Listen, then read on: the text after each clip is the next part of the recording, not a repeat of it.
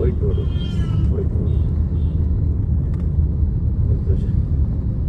Delhi registration ಮತ್ತು ಧ್ವಜ ಇದೆ. ನಾವು ಆ್ಯಕ್ಚುಲಿ ಪಾದಯಾತ್ರೆ ಬಂದಿಲ್ವಲ್ಲ, ಪಾದಯಾತ್ರೆದು ಗಾಡಿ ಮೇಲೆ ಸ್ಟಿಕ್ಕರ್ ಇದೆ ಮತ್ತು ಧ್ವಜ ಇದೆ.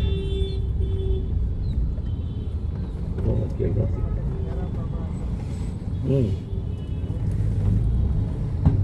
ಸರಿ ಸರಿ ಸರಿ. ಹಾಂ ಹಾಂ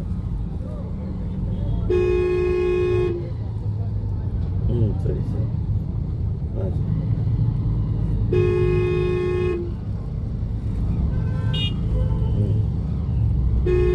ಸರಿ ನೋಡಿ ಮಾತಾಡ್ತೀನಿ.